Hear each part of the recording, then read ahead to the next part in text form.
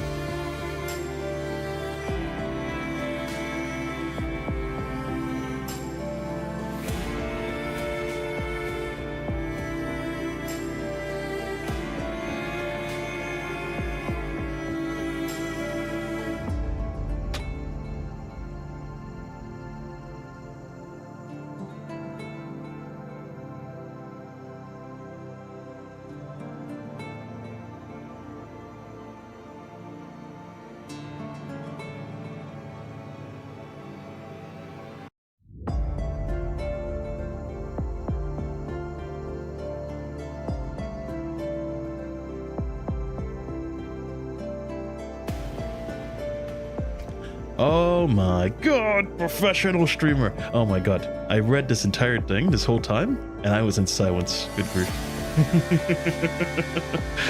Good grief. Yeah. Yes, my mic was off and a DMC collab. Oh man. Yeah. I am awaiting the DMC collab as well. And also, I'm probably reading this again. Good grief. Oh well, I guess it's fine. Reading in silence isn't bad. But yeah, DMC collab, huh? I wonder when it's coming out still. I'm actually gonna check right now before I forget. When is the DMC coming? I still don't think there's an update on when it's coming to PGR. When is PGR getting DMC collab? PGR DMC collab. Doesn't really say anything here. Is this for a Chinese server? Okay, I already knew about that for a Chinese server. But for us, what is that? It says early mid-August. Early mid-August, huh? I guess it's coming around early mid-August then. Okay. August 6th. Oh, so they actually give a date. Wow, okay. It's August 6th then. Yeah, looking forward to that. I know that Dante is coming free. And then the others. So Virgil is gonna be, you gotta pull for him. But yeah, looking forward to it. I hope I have the currency for it though. Well, I hope I have the lock for it so I can just get it immediately. I hear that it's gonna be a discounted price, so it's gonna be easier to pull from the banner. That's nice. That's nice. Anyways, let's see. You spent a month currying favor with the police and the government, your army burning into time and the money. So why now? Why come out and crawl into my state, calling me Lady Dawn? She taps her fingers lightly against the carved armrest. The delicate sound vanishes instantly, and yet it's enough to make the man shudder in fear. Why, Lady Dawn, I regret my mistakes. The Lord didn't spare Miriam just because she repented, and I'm no different. If you want help, you need to pay a price. I'll give you my shares of the Colossal produce. Just please forgive my foolishness. Who am I gonna pull first? I guess it's kind of random though. I don't think you have like a 100% chance to like pull a specific character, do you? Well, I guess technically you do because you get to select who you want to target. So I think overall, since we get Dante already for free, I would pull Virgil most likely. Because the only point in pulling a copy of someone is only to, evolve them. And I mean, evolving them is all nice and well and good, but I mean, having two characters feels pretty good. Just two whole characters. As to get the value of like evolving someone, I feel like you need a good reason for it. So probably pulling Virgil first, and then I will go for Dante again. But yeah, totally my plan. Same deal with Lupa, by the way, when she comes out. I saw her, what's it called? Her trailer or showcase on the channel, and she looks pretty good. Looking forward to pulling her as well. Ooh. Before the man can finish speaking, Olivia raises her index finger slightly, cutting his words short. Mrs. Lawson, you, my father, and I, we're all business people who live by the 10 Commandants. For the Lord's sake, that offers insult. The word offer also anxiously makes the sign of a cross over his chest. Oh, Lady Dawn, I would give anything for your support, I mean it. But you see, I'm broke, dead broke, living off my little sister. He feels this desperate situation, an almost begging tone. I don't need your money, Mr. Salasso. Salasso looks up in astonishment, meeting Lady Dawn's eagle-sharp gaze. If you were close to my father, you know what he always said. Respect is the truest gift, and friendship is the richest treasure. Why, of course. Those were his exact words. It shall mean respect. Be my friend. That's all it'll cost you to get your orchard back. With those few words, white repentance in Solasso's eyes. Do you mean it, Lady Dawn? Yes, I'll fight for you as a friend. But one day, if I call on you for help. She paused momentarily, her gaze piercing, firmly locking onto the man's eyes, leaving him breathless. Can I count on you in return for the favor, Mrs. Salasso? What? Yes, of course. Are you gonna stop at SS or triple S?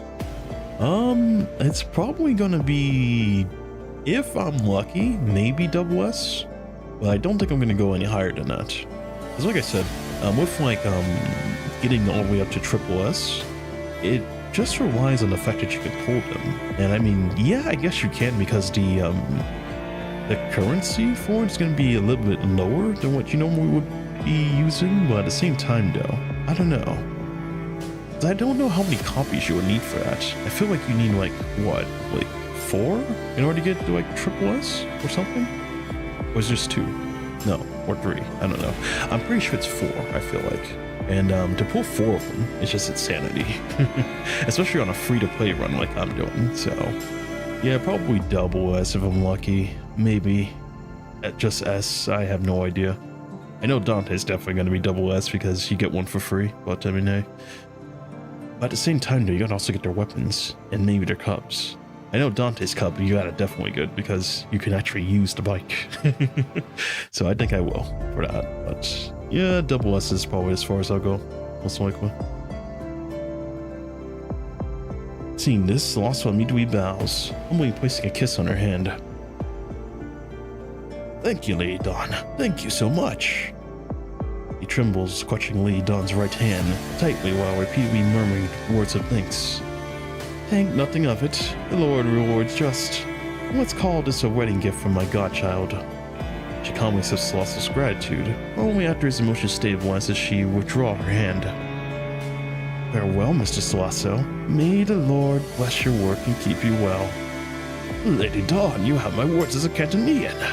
The Celestial family will never forget your friendship and your grace.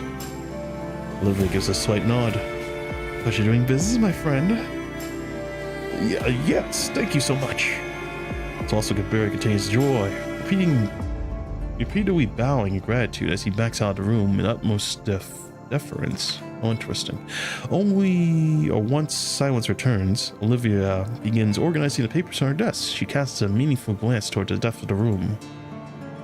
Frank, you take care of this. In the corner of the room, the Savoy family strategist rises from his seat. Oh my. Glasses. Why, yes. Are the wedding invitations ready? Yes, everything's set. Our allies are already on the board of the Ark of the New Era, and they're loyal to you. Good. What are the other families? Any news? Why, I was just getting to that. The Russobertos are having lockdown on the factory. Tensions are high. We might be looking at an all-out conflict. Shall we do something about it? In a shade of dim light, Olivia gently shakes her head. When the eel and the octopus fight, the fisherman who gets the catch. Let them tire each other out, and I'll swoop in and offer them an offer they can't refuse. What's that? Oh, and if I'm not mistaken, isn't Celestial's cousin the lead designer, Vivienne Atelier? Right, that's right. She made her name in Babylonia, thanks to no part of your father's support. Olivia presses her ring into the waxed envelope, imprinting the Savoy's family crest. Weapons and clubs are $250. I'm a bit disappointed. It's not discounted. Oh, is that so? Well, I mean, in any case though, it shouldn't be too much of a problem because the weapon, it's at like 30 is like the highest, I think.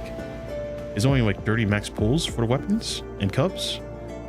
And in my time of like pulling weapons and cubs in this game, I might be just like severely lucky or something, or it might just be the game is just like, you know, really nice.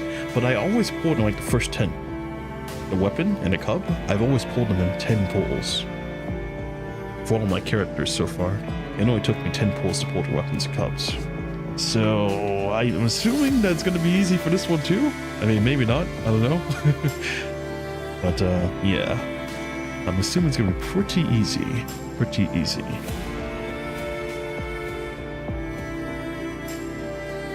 Give my new friends a heads up. Lady Dawn has a favor to ask.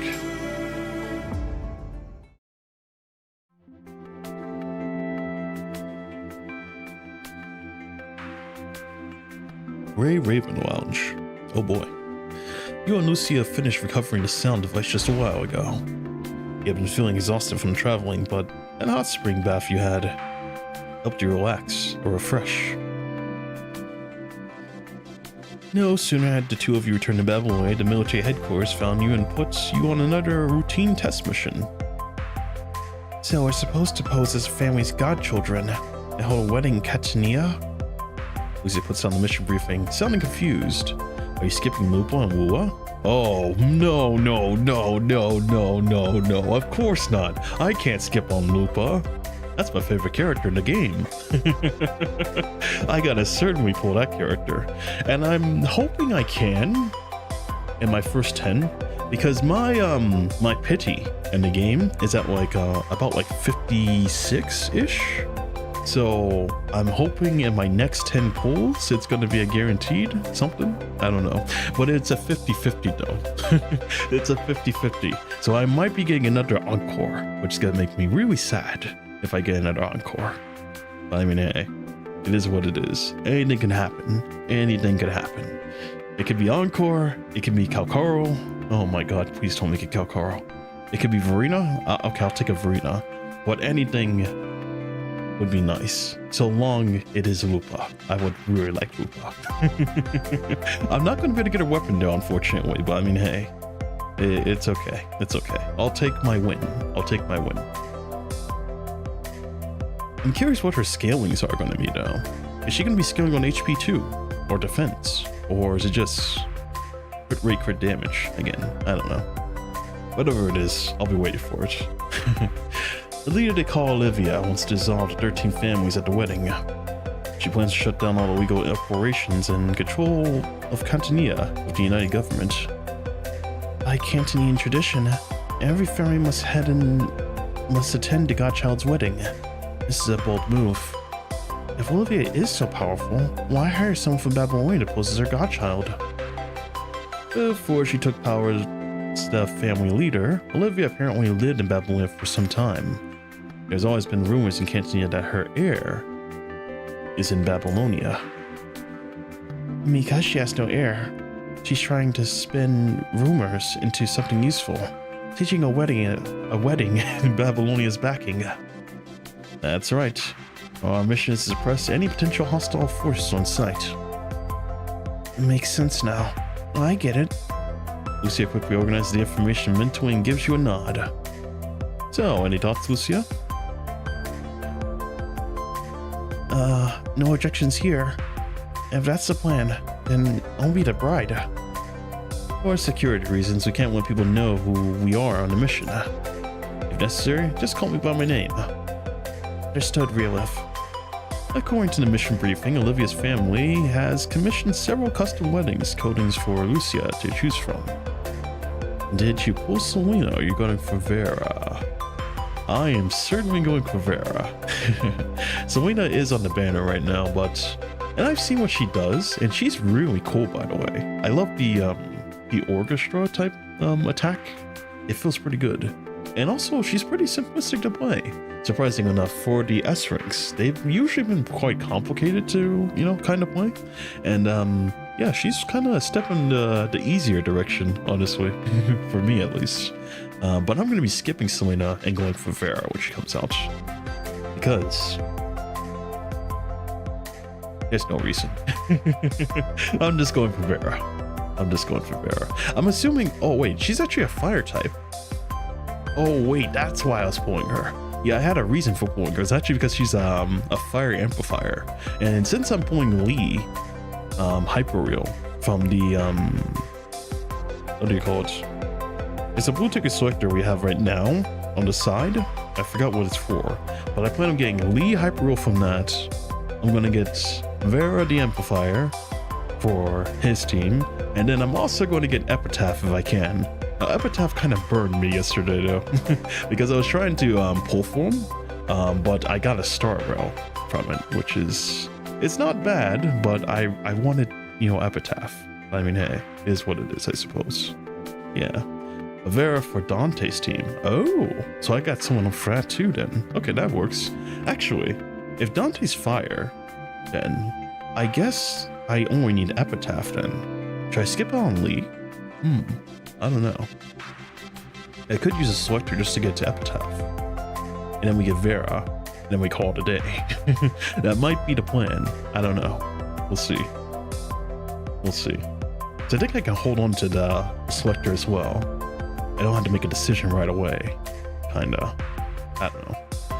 Anyway, for the sake of the compatibility of Pyro Flame, Lucia will need to wear this coating while operating with you until the wedding officially begins to avoid any abnormalities that might affect operational efficiency during the ceremony.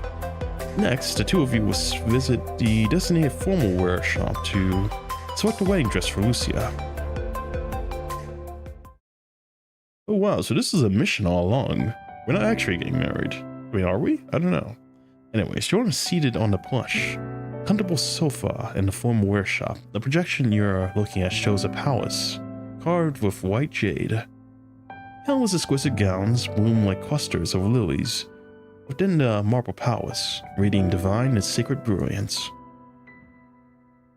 Well, miss, if you could please turn around slowly. Wow, you look absolutely stunning. Realif, are you outside right now?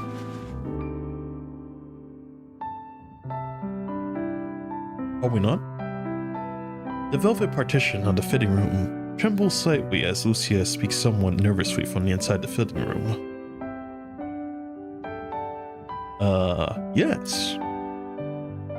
I've changed into a dress now, so... Lucia sounds so nervous. Alright, let your sweetheart see you already. A swish. When the partition is suddenly drawn aside, you see Lucia standing before the lavish wall decorations. Are you pulling for the Lucia skin? I don't think I'm gonna, simply because I think it's for... Oh wait, I guess you can actually use black cards for it. No, I don't think I will, because the simple reason is I just don't have Pyroth. I don't have her, so it wouldn't make any sense for me to pull it, honestly. It wouldn't make much sense. It does look good though. I think it's really... It kind of suits her, honestly. I really do like it. I'm a little bit shocked though, to be honest with you, that she's in a dress. I'm also a little bit curious like how this works exactly, because I know that they are they're constructs, but like aren't they like metal and stuff? I don't know. I don't know. How's that gonna work? If we do date a construct, how does it go? Like are they able to bear children still or something? I have no idea. I guess it doesn't matter. It's what's inside that counts. I mean, no, not inside. It's the outside that counts. Yeah, okay, whatever. Haven't seen the story yet. Yes, this is the story right now. Story. Pure white satin envelops her flower petals with the glazed ornament on her chest, sparkling under the lights. You know what I just thought about for a second? It's not the outside that counts. It is the inside that counts, right? You know, the heart that counts. The personality. Okay, it's getting worse. I'm just gonna shut up. She wears a light, elegant veil adorned to the peach blossoms that are perfectly complemented by the snow white wedding dress that she's wearing. Oh my god, I'm so flustered. Realif. Against the enchanting backdrop, Lucia for a moment seems to exude the aura of one who owns the ethereal pure white palace. Oh, the shop owner is a woman. I'm dumb. Oh, someone's completely blown away. Embarrassed, Lucius looks away. Lucia? Both of you, Lucia. You guys both look surprised. After a moment of silence, Lucia hesitates, then finally stops avoiding eye contact with you and slowly meets your gaze. Commandant, does this dress suit me? Her voice is barely above a whisper, seemingly worried about what you might say. At this very moment, Lucia seems to be anything but decisive and a resolute warrior that she usually is. They keep using this phrase, resolute warrior. How interesting. It looks great. It doesn't really seem like your style. Oh my god. How do we give her any more of an underhanded compliment? Oh man, hearing the answer she was hoping for, Lucia let out a satisfied smile. Oh, that's a relief. I really like this writing dress too. I'm glad you like it. Oh, thank goodness. Oh dear, your partner's elegance fits our Vivienne gowns perfectly. Especially the peach blossom, the veil she picked herself. It's a perfect match. The shop owner has been watching with a beaming smile, joins the conversation enthusiastically as she praises Lucia. These dresses were custom pieces by our head designer, Miss Talia Solasalo. She asked me personally to wish you both a happy union. Well, thank you, and please pass my gratitude to her as well. No thanks is needed. It's an honor to have friends of the Solosso family grace our humble shop. And while the two of you exchange pleasantries, Lucia stands in front of a full-length mirror. She gently lifts her peach blossom veil and examines her reflection from different angles, then murmurs to herself. Are we gonna do this mission in this outfit? Well, I mean, we're both gonna be in outfits, right? I mean, it's kind of like a two-way street. I don't know. I'm assuming I get the easier side of the spectrum with just a tux or something. But I mean, hey. She turns from side to side and examines herself carefully, her eyes showing how deeply she treasures this moment. Realif likes this dress too. I hope we don't ruin it out there. Lucia snaps out of her trance and turns up to look at you. Commandant? Are you sure you want this one? You approach slowly. Your reflection appears in the mirror beside her. Well, let's go with this one. It really works, especially with this headpiece. She makes room for you. And in the mirror, the two of you stand side by side, reminiscent of a couple in a wedding picture. Lucia gently touches the peach blossom veil on her head. A joyful smile is spreading across her face without herself even noticing it. Then, shall we get ready to leave? For Cantonia, that is. Lucia nods at you. Alright, Commandant. Well, let's move out. Alright. Oh my. That was the first part. I thought that was the second part. Alright, let's see it. Oh, I get to fight in this one. The Dark Arena. Behind every fortune, there is a crime. Alright. Ooh.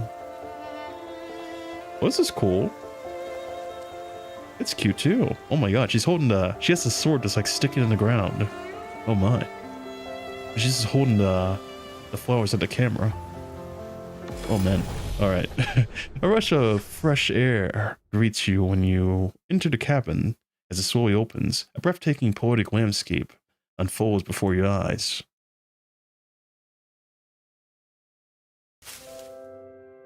Commandant, we're here. So Lena can be part of the glaciation team? The glaciation team? Wait, she is ice. I forgot. Oh yeah, she does have glaciation. I remember in the a tutorial, it's like if you hold her signature, it does like the glaciation. Ah, I guess she would go with my Lucid Dreamer, kinda. The Wanchi Lucid Dreamer, which I've been practicing for a while. Wanchi Lucid Dreamer, he feels pretty good to play. Pretty good to play.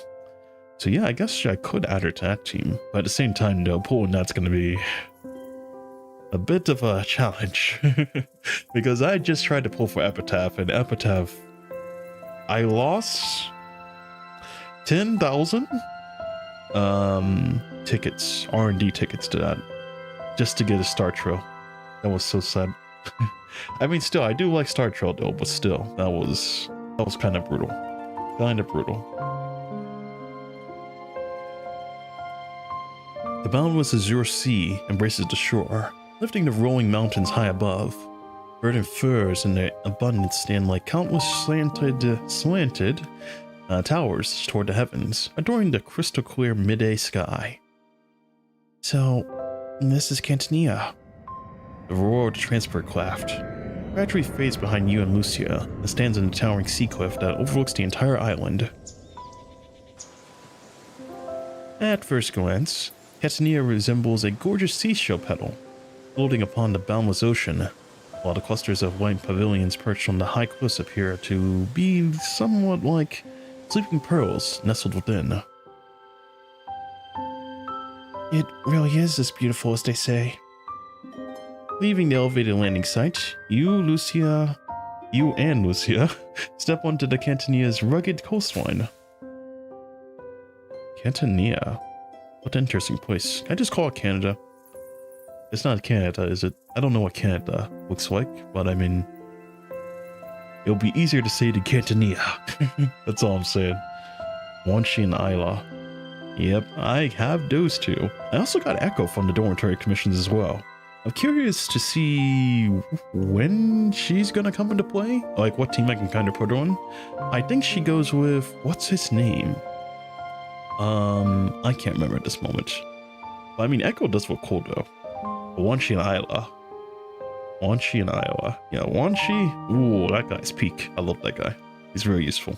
I have him on a team with Shu Shukra. And that team is quite good. I need to keep building it though. It's because it's kind of weak right now. Wanshi's carrying. I'm not gonna lie to you. Wanshi is carrying the team. He's doing so much. Following the prominent signs along the way, the two of you arrive at a wide asphalt road. Directly beneath the road sign sits a vintage black convertible. A man in a formal suit stands behind the car, with several cigarette butts scattered at his feet. For evidence he's been waiting here for quite some time now. How do I know he's been waiting for quite some time now? He might be a chain smoker. I've heard about those people. Oh man. Garcello Friday Night Funkin'. Oh man, that guy died from chain smoking. Ooh. Upon seeing the two of you, he adjusts his attire and walks over to the composed confidence. Yes. A figure flat in a towering fantasy. But yet But yet we're rolled onward like a wheel in even motion by the love impelled. Huh? Question mark? That moves the sun in heaven and the stars. Freak strategies of the Savoy family. Lady Dawn sent me to escort you both. Honored godchild, Miss Lucia, welcome to Cantania, not Canada. A man bows slightly and kisses Lucia's hand ceremoniously. Thank you, Frank. Please step inside. Lady Dawn is waiting at the estate.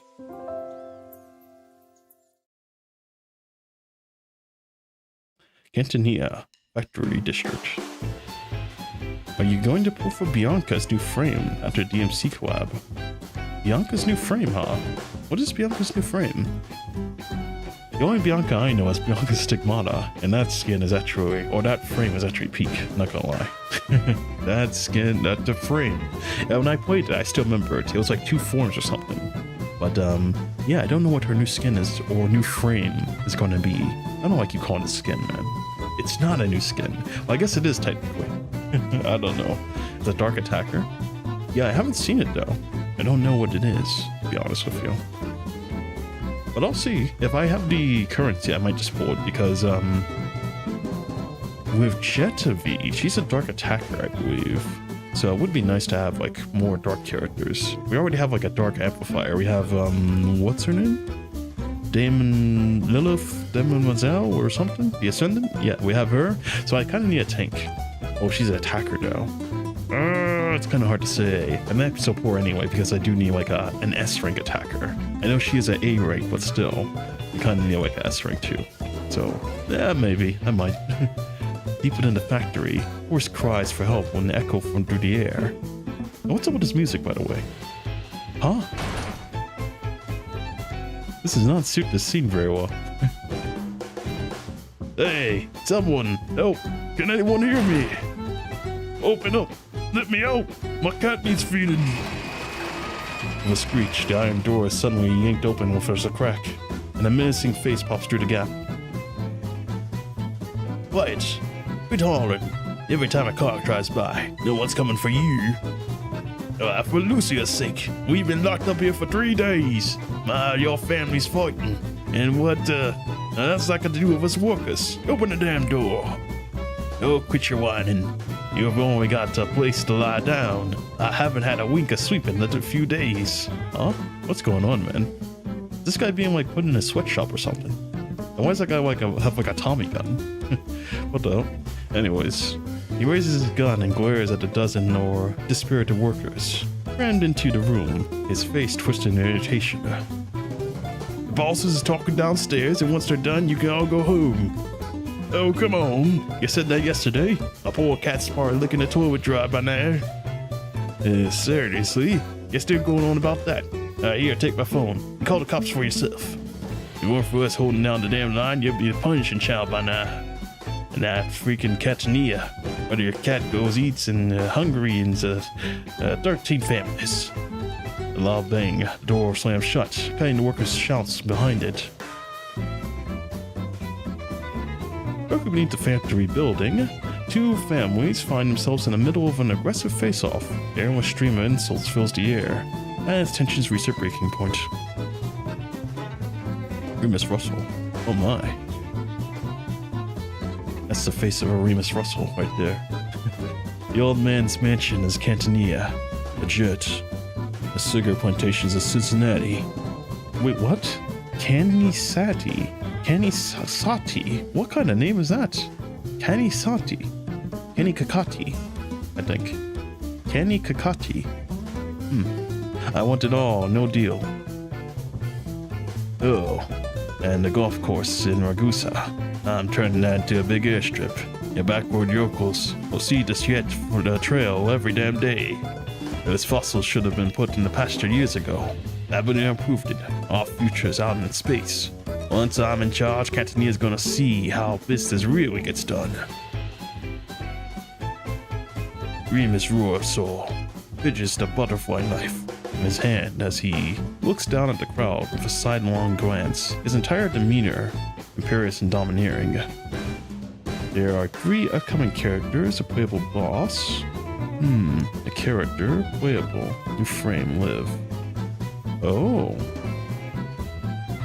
So there are 3 upcoming characters and a playable boss. 3 upcoming characters and a playable boss. Like, is it, when you say playable boss, do you mean like, because I saw them like in the early story stages, there was like the hidden stories, and in the hidden stories you got to play as like, the spray can dude, it was like a boss or something, and you got to play as Roland. Do you mean like those bosses? I guess that might be it. I don't know. A new frame for Live. Oh, new frame for Live, huh? So the only thing I've been seeing is like the updates. I know there's right now we have the Selena. The next one is going to be Vera, and the next one, oh, I forgot what the next one's going to be because I was only paying attention to Vera. But yeah, a new playable boss, huh? Interesting. Well, looking forward to that then. I'll certainly get to it eventually. This story is so long though, good grief. I don't know when I'm gonna get to it, but I will eventually, for sure. Come on, Remus. Just let it go. Dad wouldn't want to see see us tearing each other apart like this. The face of his younger brother's threats, Remus Russell, appears somewhat intimidated, while his family behind him remains irate. Please. He's probably down cracking jokes, trying to land a gig as Dante's tour guide. Dante's tour guide, huh? Oh, interesting. Lord above. Remus. You can't talk about Dad like that. Oh yeah? Then maybe check your precious scripture here. But as for the cowardly faithless detestable, and as for murderers, sexually immoral, sorcerers, and delators, and all liars, their portion will be in a lake that burns with fire and sulfur. Next update is DMC. Why are we suddenly getting the what now? The men hooking up? I'm confused. I have no idea. I'm very confused. Remus, you. Shush. No foul language. Espicians. 429. Is he giving me Bible verses? Are you giving me Bible verses? I have no idea what's going on. He makes hushing a gesture of a sly grin. Now, my dim-witted brother, sign the papers, hand over the family rights, and get the hell out of whatever the dignity what you got left. But Will. Dad's Will didn't even mention your name. And I'm not a dimwit. The mouths of the fools that feed the folly. Proverbs 15:14. Huh? Why are they giving me Bible verses? I'm confused. Remus suddenly hurls a butterfly knife. A knife thrust straight into the ground around Romulus, making Romulus leap to his feet. Ah! The blatant provocation ignites the powder keg of tension, erupting into open conflict between the two parties. Oh my. You two both look the same. Are they brothers too? Interesting. JPR reached PV a few minutes ago, DMC collab.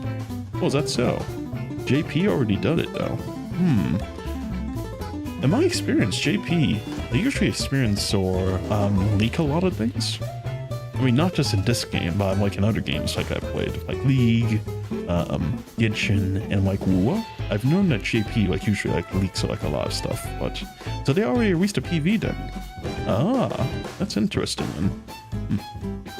It's coming on July 1st. Oh, well, that's not too far away then. It's like, what, 2 days from now or something? No, not 2 days. God, I can't do days. Isn't that Wednesday, I think? I don't know. I think it's Wednesday. Vessels, get your weapons. Son of a Beelzebub. Can't believe Sister is lining up to die for that stuttering freak. Oh my god, there's 4 of you. Oh man. Bring it on, ready Russells. I'll show them who we're messing with.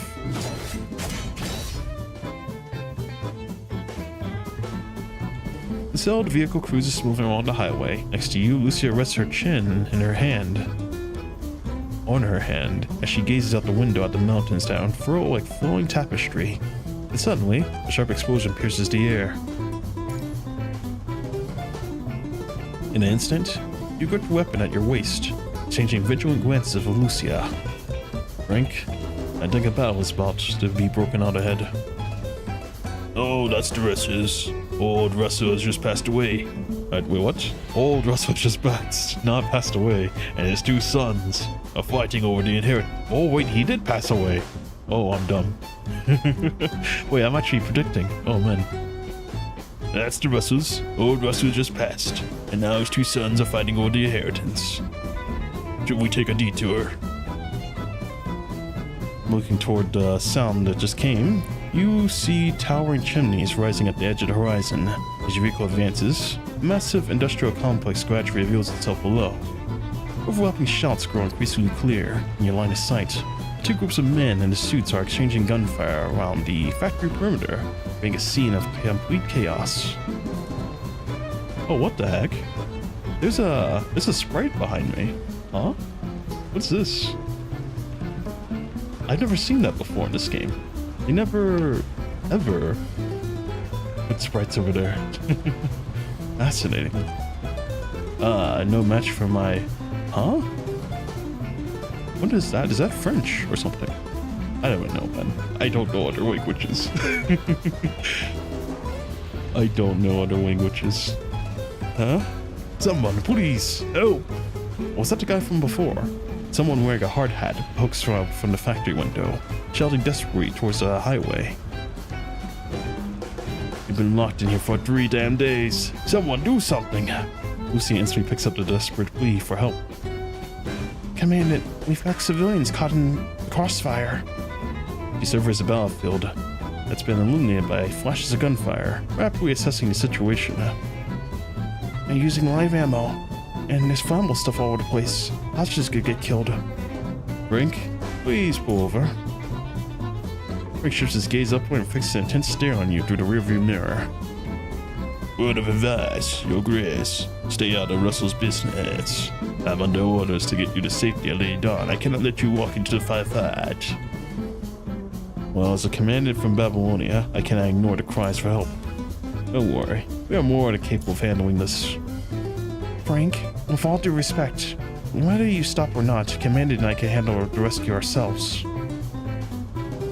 Under your persistent insistence, Frank gradually swells the vehicle. Why, of course. Lady Dawn did instruct me to follow your lead, Your Grace. He turns the steering wheel pointing at the vehicle toward the factory. If it comes to it, don't hesitate to drop your title. Around here, Lady Dawn's godchild opens every door. Interesting. Oh yeah, the 2 characters in Discord coming out soon, I think. Oh, what the heck? Oh, the intro though. And I'm in a dingy old factory. I thought we were like on a lake or something. And then my immersion. I'm in a dark, dinky factory. How sad. The 2 characters coming out then. That's nice. That's nice. I don't know if I'm gonna pull them though still, because like I said, there's always so much currency in this game, so I don't know how it's gonna go. What do I need to do? I didn't even read that. Force your way through or take out the enemies along the way. Avoid the enemy and focus on rescuing the hostage. Huh? Oh, it's time to fight. Let's go. What? What are you? This is an enemy. That's a hostage.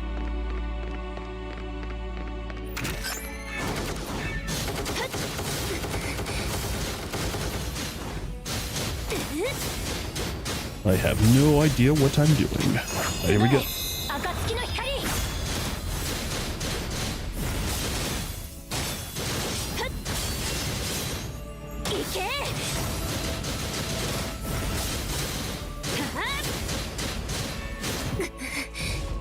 Oh, not nice. Can't believe I'm getting beat by the team soldiers. Oh my god. Imagine playing a fight against this character.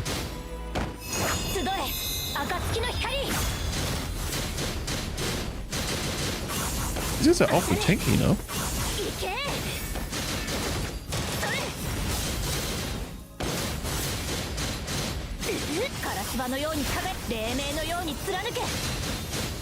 That's good. Nice, nice, nice. I swear, what is the tank on these guys? They are really surviving every attack.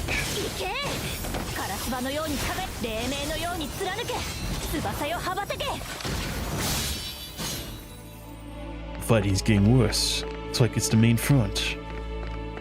The Discord is now crony. You had crony from Hololive? What the hell? And what's this, by the way? Do I save you? Oh, you're saved. You've been saved, my friend. Can I pick this up? No, I cannot pick that up. No interactables. How sad.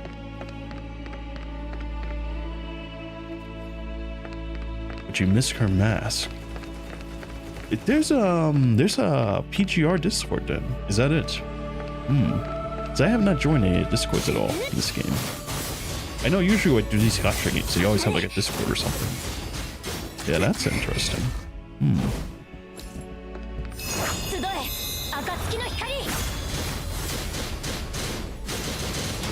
That is certainly interesting.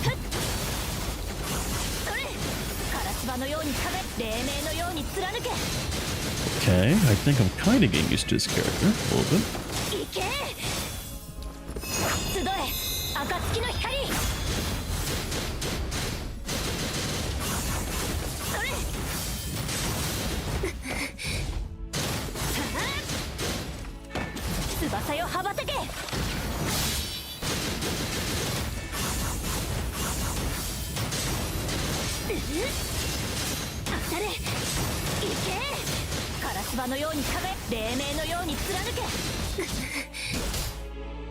I'm not gonna lie to you, this is probably one of the hardest characters I've ever played.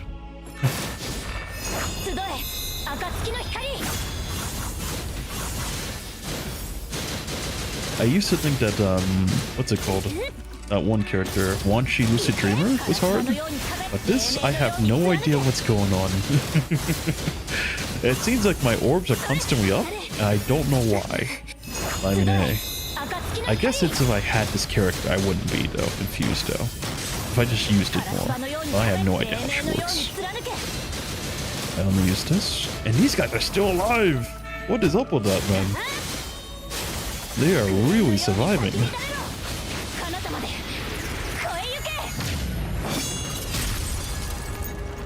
Okay, there we go. Like your hostages from the distance, Commander. Let's keep moving. Oh, man. Am I trapped here with them, or are they trapped here with me? It's crazy. Not Discord's a character name? Character name's Discord? Oh my god. How could they do that to me? The character's name is actually Discord. Everybody knows Discord is... Discord? It's an app, not a character. Good grief. Oh man. Am I going to pull for Forlova and Wuwa? Well, first and foremost, I gotta know when she's coming out. I have no idea when she is, but I am actually curious to see what she's capable of. I'm curious to see what she is capable of. And two, I'm also curious when she's coming out. To be honest though, I don't know if I'm gonna pull anymore after Lupa, because like I said, well, I mean, any character, honestly, but just pulling a character is not an easy feat, honestly, because and these guys are cooking me, by the way. I don't know how they're standing up to Pyro. It's insanity. But they're doing that. Well, it's probably because I'm controlling the character, but still, anyways. But in the game, pulling a character is not really an easy feat. I mean, I've already exhausted like all the resources that they have in the game. So beyond that, so I guess there is just spending. But yeah. The question is like, do I really need the character for anything? And since I've already beaten the Whimpering Waste, and I also beat the the Tower of Adversity, I don't really see much of a point in like pulling anyone else. Otherwise, just for like their looks or just having them, honestly. But yeah, I think after Lupa, I'm probably gonna be done pulling. I mean, after that, I'm probably just gonna be pulling for fun. Because we already have a team for everything. That Carta Diaz doing work, honestly. Carta Diaz doing work, and the other 4 stars I got there are also doing work. So I think we're kind of good. We're kind of good. What happened to sound, by the way? Oh my god. Okay. There it is. Oh my god, why are these constructs still alive? This is driving me batty.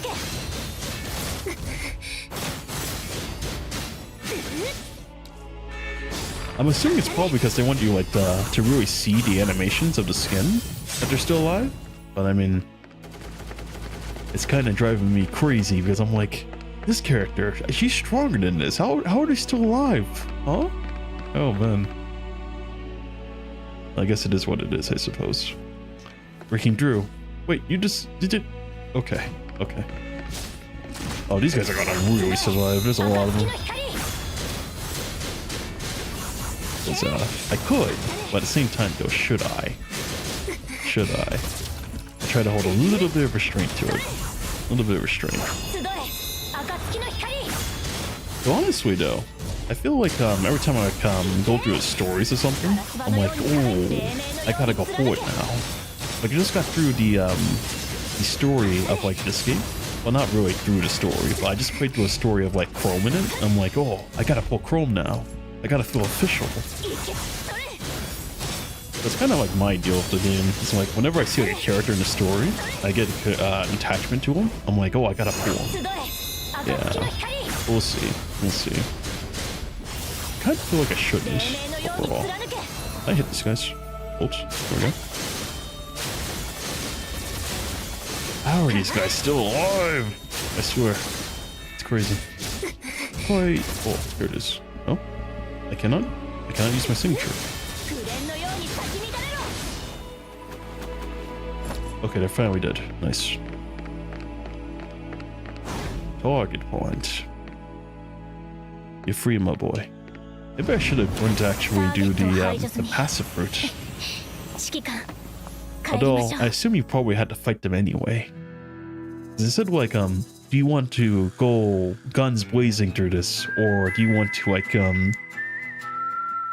work with the enemies? I probably should have worked with the enemies. Cause that was, ooh, those guys were so tanky. Anyways, stop! I'm one with the Russells. Big talk. Everyone here's a Russell. Name your boss. Romulus. Get him. Oh my. Dust and smoke drift between the 2 towering factory buildings, and a chaotic fighting continues. For the Lord's sake, stop, we're all family. Stop fighting. There he is, Romulus, go get him. Stop. Lucia descends from the air and uses a blunt edge of her blade to knock down the 2 family members, kicking up clouds of dust. In an instant, stunned by Lucia's sudden intrusion on the battlefield, both sides of the fierce gunfight stop cold. What the? Where'd she come from? Did Michael and Archangel send her or what? Where? I have no idea who she is. Messing with the 13 families, eh? Big mistake. Get 'em. Huh? Lucia grips her pyro katana tightly. She spins through the air as she charges forward, like a streak of light dashing among the crowd. For a split second later, every last person standing in her way falls to the ground and lets out cries of pain. Damn it! Dust permeates the air. The man finds Lucia pressed against his neck before he gets to draw his new weapon out. Huh? Wait, we can talk this out.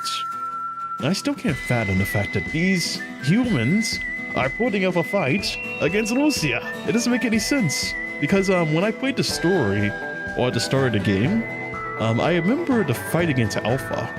And when I tried to shoot her with the gun, I remember it did like no damage. Human weapons they're not very effective against constructs, no?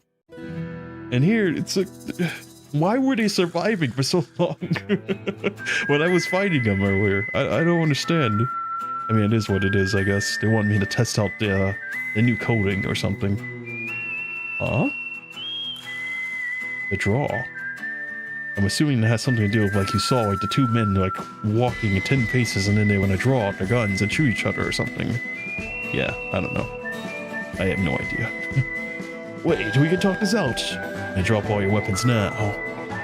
Did you hear? Drop your damn weapons! Seeing their boss held at gunpoint, a blade point by Lucia, the several dozen men had no choice but to do as you said and put down their weapons. Holy hell, who even are you people? Looking around, all you see is people with menacing looks on their faces. Uncertainty of what they think about Babylonia, you decide to keep your identity a secret for the time being. When it comes to it, don't forget to drop your title. Around here, Lady Dawn's godchild opens every door. You figure that if the title of Lady Dawn truly carries as much weight as it does in Cantonia, as Frank said, and telling these people that you're her godchild might do the trick most effectively now. I am Realef, Lady Dawn's godchild. The battlefield instantly falls silent as everyone at you looks at you in utter disbelief. Wait, you're Lady Dawn's. So that means you're, With words on the tip of his tongue, Lucia draws her katana from the man. Perhaps overly nervous, the man clutches his neck and slumps to the ground in a daze. What daughters of the Savoys? The daughters of the Savoys are terrifying. Your Grace, look, it's a family squabble, that's all. My big brother's got a temper, and yeah, things got out of hand. You're the one who started it. They say Lady Dawn's fair and just, do you think? And maybe you could ask her to help settle this mess between us? You guys can just stop fighting, you know. Your presence seems to have reminded him that there exists another path of power in Cantonia, other than brutal internal strife. He seems confident that he would be the one to win Lady Dawn's favor in this fight. They have their own agenda, but regardless, there is no reason to let them continue stirring up conflict and threatening the lives of innocent civilians. Visiting Lady Dawn with these people will allow you to steer clear of their family affairs, while at the same time allowing you to save the children and the civilians in this factory, which aligns with Babylonia's interests.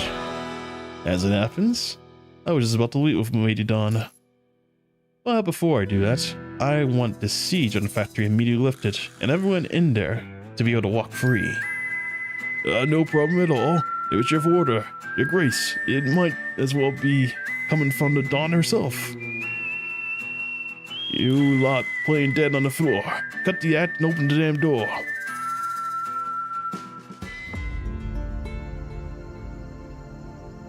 Not gonna lie, I kinda have no idea what's going on here.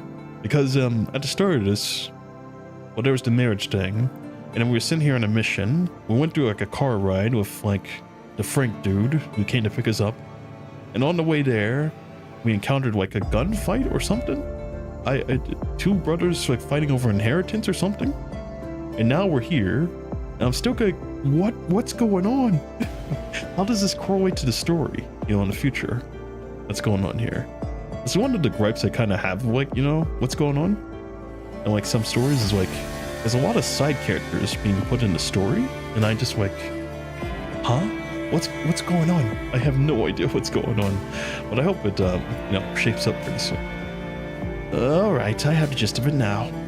Olivia steeples, huh? What does that even mean? Steeples her fingers. Yes, okay. She steeples her fingers, and she leans back leisurely on her chair and sizes up the leaders of the two families. Oh, Russell, man of integrity, honest friends, tough of enemies. Taught me a lot, and may he rest easy with the spirit. Romulus, you've always been kind, and the kids took a liking to you. The beggars on every corner sing your name, because you actually remember theirs. Remus, I'll never forget how you snuck into Kenny Kakati. God, that name is so weird. By yourself and took out the Chihuahua boss. You gave Catania justice that day. I'll always be proud of you for that. You both took after your father. One got his heart and the other his fire. But suddenly, a throne he built only has room for one Caesar. In the dim light, she closes her eyes and falls silent for a moment. Remus? Yes, Lady Dawn. The tall, thin man lowers his head in acknowledgement, his voice trembling of excitement. I know you always had your eyes on the horizon, always longing to see the world beyond Catania. Colossal Industries will set you up with a well-paid management job. You'll be free to travel across the conservation areas, or head into orbit and see yourselves if angels and God are really up there. Upon hearing these words, Remus appears astonished. Well, Lady Dawn. And as a housewarming gift, all the Savoy's holdings in Ragusa are yours. Aye. Olivia raises her hand, leaving him no room for objection. The Colossus are waiting, and if we're done here, you can start signing the papers. Is this your personal decision, or do all 13 families stand behind it? There's no difference. Remus furrows his brows as he tightens his grip around the Russell family crest emblazoned upon his shoulder. I don't see anything emblazoned across his shoulder, honestly. It's missing a little bit of like an artist file or something, I don't know. Anyways, Russell family, won't forget your justice you brought today, Lady Dawn. Grave look, he slams the door behind him and rejects all invitations from those waiting outside. Thank you for standing up for what's right, Lady Dawn. Hold on to your kindness you got from your father, Romulus. That's where Russell family strength truly lies. Best of luck. Of course.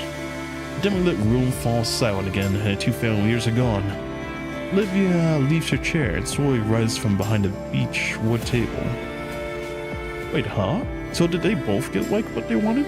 Because she said like she's giving them all the assets of like the Ragulis family. Oh, interesting. But I thought she only gave it to Romulus, so I guess they both get it or something. I guess their situation is resolved. Alright. Well, thank you both for what you've done in Catania. I regret not greeting you properly earlier. Chalk it up to some poor manners on the family's part. I'm Olivia, head of the Savoy family, but around here, they call me Dawn. That's what the 13 families know me as. Dawn? Is that the name of the ruler the place goes by? Is there anything else we need to prepare? She leans against the table and sizes up the two of you, with a piercing gaze. Well, since you're here, I assume you already know what this wedding is really about. By the Cantonian tradition, every family head must show up in person for the godchild's wedding. And I plan to use that moment to dissolve 13 families and form a new council in the government Cantonia together with the world government.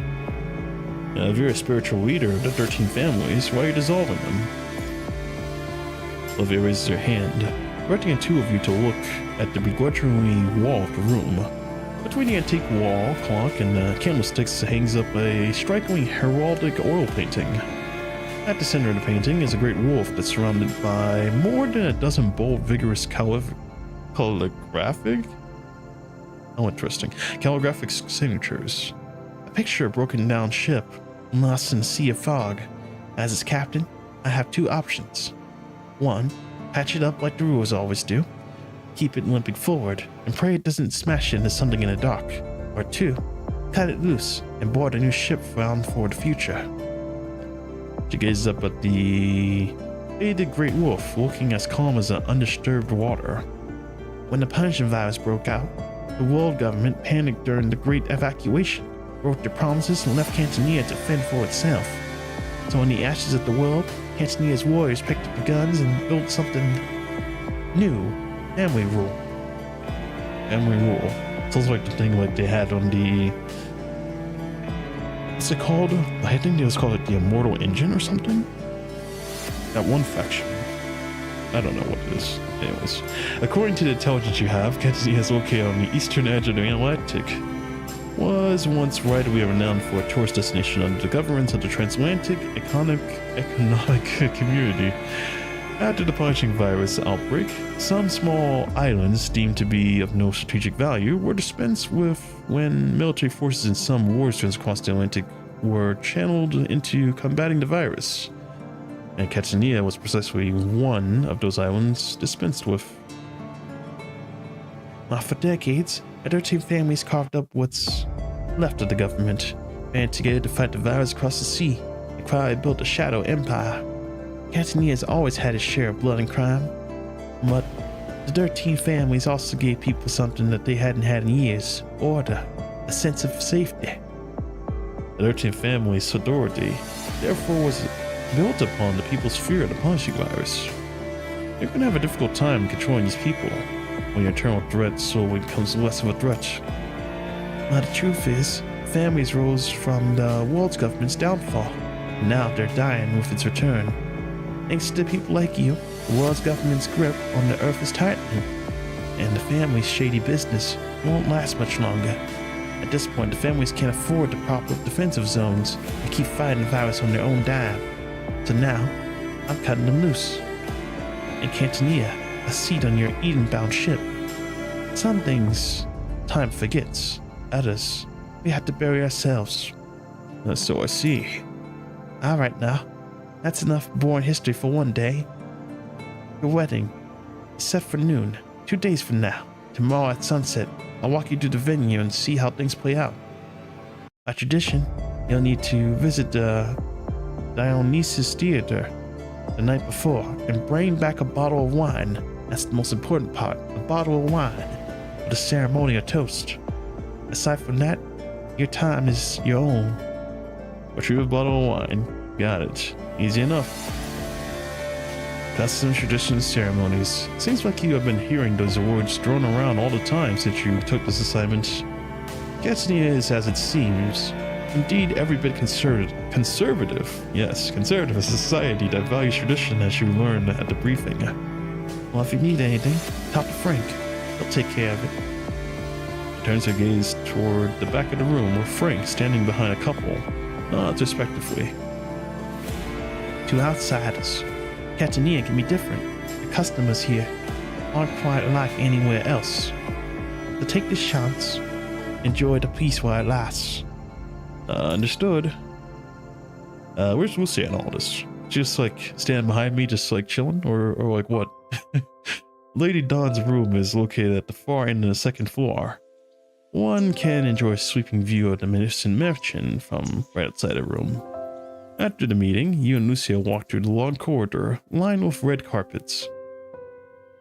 I don't know about you, but this looks like a white carpet. Anyways, as you carefully explore the palace-like mansion. Commandant, look, there's a perfect view of the sea on this balcony. Lucia rests her hands on the marble railing. Where's the marble railing? Just imagine it. Just imagine it. It's there, I promise. Gazing at the bustling shoreline at a distance. Imagine that too, the shoreline. It's not here, though. You can't see it. The setting sun illuminates the sea and sandy shore, where people in thin clothes are setting up tents and grills and small groups of preparation for events at night. We got a little time before the wedding starts. Oh, here we go. Oh, this is the view. I want to take a screenshot of this. This would be a nice, what do you call it? Nice desktop picture, honestly. Anyways, let's see. Under the setting sun, the seawater of the reminiscent gray silk, rising and falling the island's breath. as wave after wave surges to heavy ripples.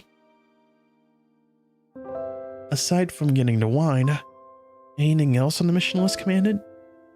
He turns and looks at you, her long hair swaying in the evening breeze. You figure that you could, or you should, probably take advantage of the time instead of filling your schedule with things to do. And that, as per Weighty Dawn's advice, you should simply take things as they come, experiencing everything Cantania has to offer. Well, we'll take it one step at a time. Is there anything you'd like to do tonight, Lucia? She gazed at the sunset glow and a playful crowd, seemingly to have already made up her mind. Well, the sun's almost down. Would you like to take a walk with me along the beach? Well, that sounds fun.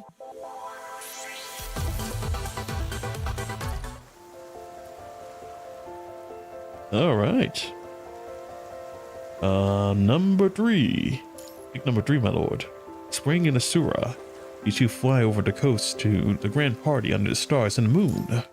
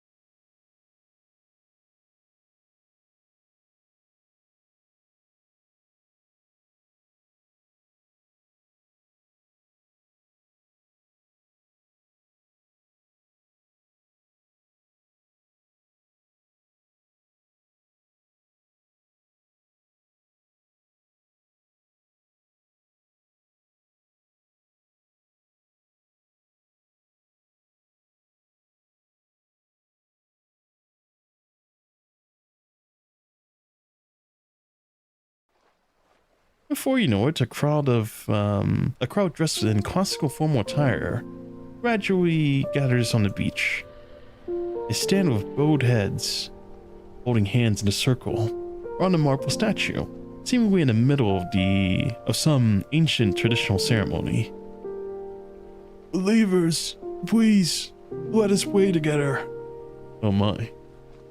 We give thanks for the grace and the strength bestowed upon Catania, and for the unity we fought in his light. At the center of the crowd stands a statue resembling a nun. Her eyes... oh, it's a her. Of course it's always a her in this game. Her eyes covered by a thin veil. Compassion and love flows across her features, and despite the constant erosion of the winds, the statue maintains its prayer posture, silently bestowing blessings. This statue, it's Saint Lucia. Lucia? About Capcom games, have you tried DMC or Resident Evil? I have not tried either of those games actually, but I've seen them though. I've seen people like Markiplier. Oh man, Markiplier. Hello everyone. No. Good grief. I've seen him play through all the Resident Evil games. I've actually played one Resident Evil in my entire time of playing Resident Evil. I forgot the name of it though, but it's like on the PS2 or something. But yeah, I haven't played any Resident Evil games lately. And as for DMC, I've seen people play that game, and actually I've never played DMC before. Never ever. But that's what cool though. I was watching someone from Hollow Stars actually play it. Gerard T. Rexford. He was playing the series, and man, that game is ancient. That game is ancient. The graphics is like cool. But I like the music in the game though. It's pretty retro-y in a way. Retro-y, if that's a word. But Capcom games, I don't know any games specifically because I don't know games by developers, but I probably have played some Capcom games in my time, to be honest, but I can't think of them right now. Yeah, can't think of them right now. Same name as me. For coincidence, I guess. Saint Lucia, one of the 4 great martyrs. She gave her life right here in Catania. You know her well? She gives a slight nod in affirmation. I've known her story for a long time. Maybe because we share the same name? It's a story about love and sacrifice. If you're interested, Commandant, I can tell you. Yeah, I'd like to hear a story. Alright, let's see. She closes her eyes, concentrating as she recalls the legend of Saint Lucia. A long time ago, there was a kingdom called Napoli. And Lucia, she was its princess. One day, a terrible plague swept through Napoli. Bodies filled the streets. Homes were abandoned. Entire towns wiped out. Lucia and her lover, they couldn't just watch the people suffer. Out of love and faith, they chased a legend. Not a lesson. What is a lesson? I don't know. A 4-week clover that could grant miracles and end the nightmare once and for all. And so, they left for Catania together. The ancient legend rests upon her words, floating gently in profound darkness night as she weaves her tale. Why Catania? Well, they were headed for Heaven's Cape, said to be closest on earth to the divine, where golds once planted a miracle clover. Usually stream other games besides Gacha. The only other game... Actually, I've streamed 2 other games beyond this Gacha stuff. I've streamed League of Legends, and I've also streamed Friday Night Funkin', if you're familiar with that. Yeah, those 2 games. The only games I usually stream are like really long games that I can't usually make videos out of. Like for instance PGR. As you can see, this game is like massive. Genshin's massive. And Wu was massive. I could make videos, but they would probably be like shortened ones about like guides and stuff. Or if I'm like doing some kind of challenge, I'd like to say. Or showcasing something. But other than that, yeah, that's usually like the types of games that I do stream. This one, and League of Legends, and also Friday Night Funkin'. Beyond that, I might think about doing the Five Nights at Freddy's as well, because there are some things in there that's kind of hard to do, like the 2020 challenges and those. And also some nights are kind of crazy. Like when you get to the 6th night of any Five Nights at Freddy's game, oh my god. Oh, that stuff is insanity. I don't know how people do it, but that's so hard. So bad, maybe, I don't know. Like the most recent one I did, that Five Nights in Anime, I played that for 6 hours. I played it for 6 hours and couldn't beat the 5th night. That was insanity. 6 hours, man. 6 hours. Well, I did beat the 5th night at the end of the day, but the 6th night, oh, I don't think I can do it. That's too hard, man. Too hard. Too hard. Do I know the lore FNAF? Kinda. Vaguely. I know there's always that guy, MacPat, out there, even though he did quit nowadays. I mean, he's retired, not quit, but I know a little bit of the lore of that game. Though they've gotten more games over time, and I just kind of can't keep up with it anymore. Because at first it was like, oh, the purple guy, and then like, oh, the suits and the children, and then, you know, we released the children in like the 3rd game, and then we got to the 4th game, and now I'm the Pint of 87. But Markiplier told, oh my god.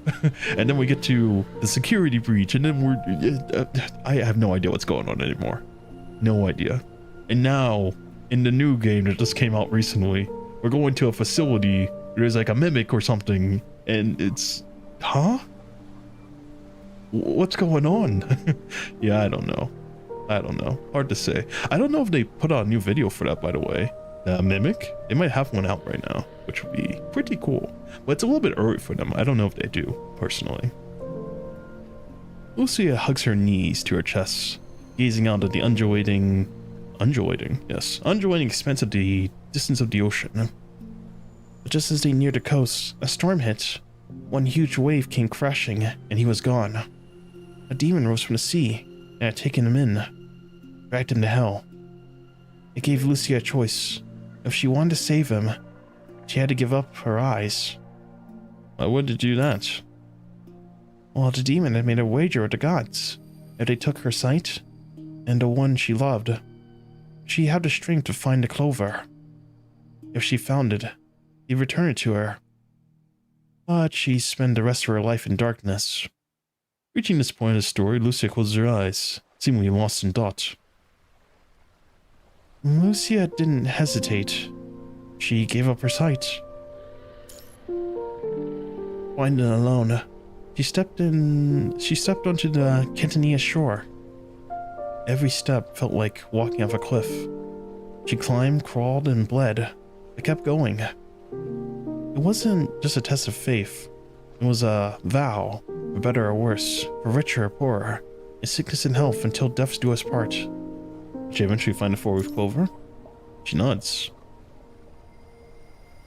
When she opened her eyes, she was dying in his arms, and he was holding a clover she found. But the clover could grant one wish, so now he had to choose: save Lucia or save the kingdom.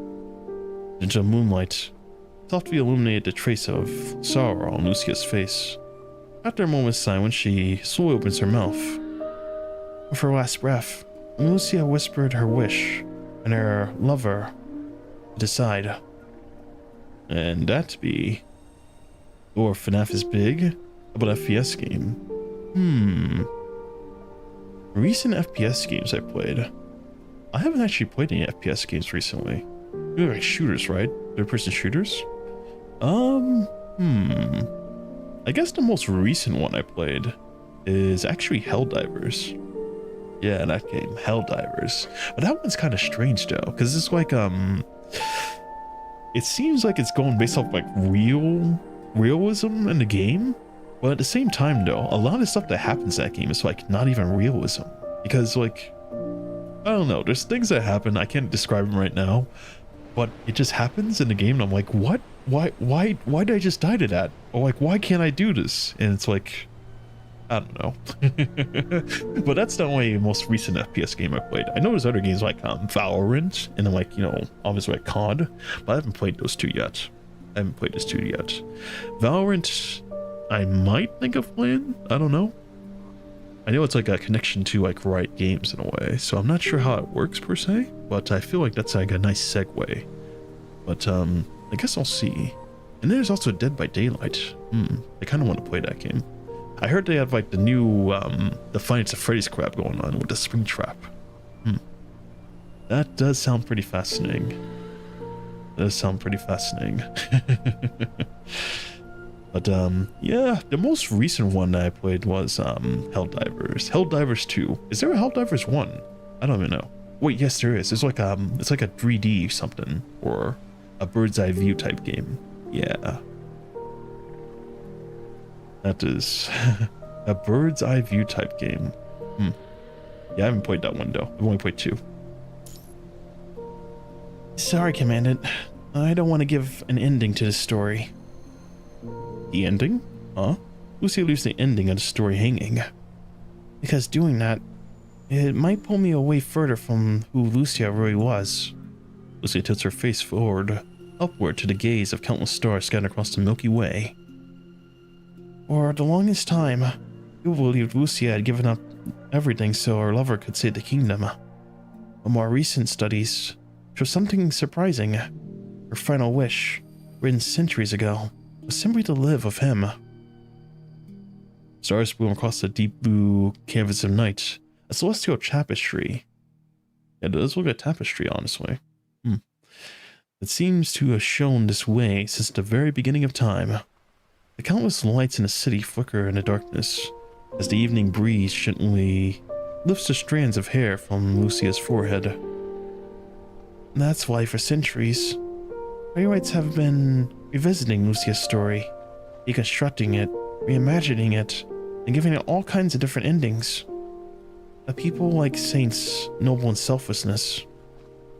So many versions still paint her as the girl who gave it all up for someone else. Just like Igafina, who gave her life for Troy. History remembers the noble sacrifice but forgets the girl who had to endure it. That's why you didn't want to get set in stone ending. I think what kept her going wasn't just faith, but love. The desire to see her lover again. Whichever path she took, it was always going to hurt. I see. Lucia turns back to you with curiosity. If you were Lucia, Commandant, what would you have done? Your gaze intertwine as she awaits your answer. Now that's a difficult question, huh? I would just set for myself to save more people. I hope I could survive. I feel like he would say this. Lucia reaches out and presses her hand against yours with a little more force than you thought she would. In her crimson eyes, dances an unwavering determination that brooks no argument.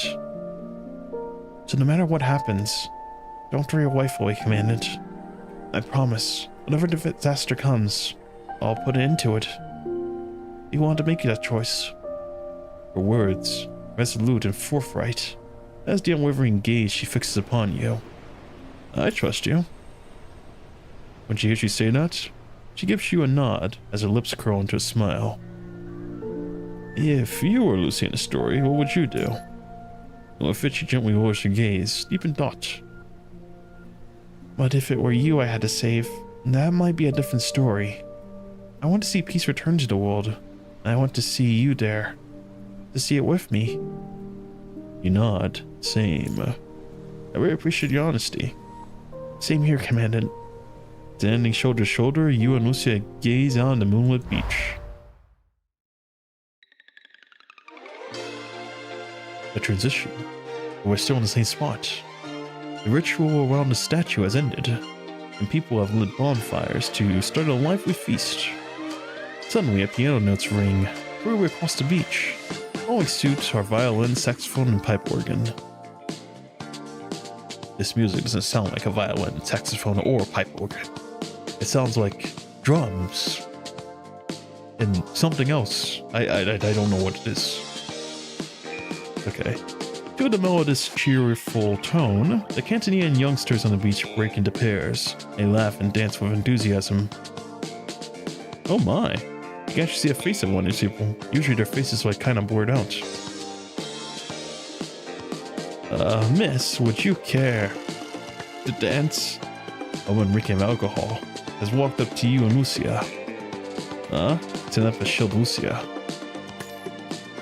Nights for lovers, yeah?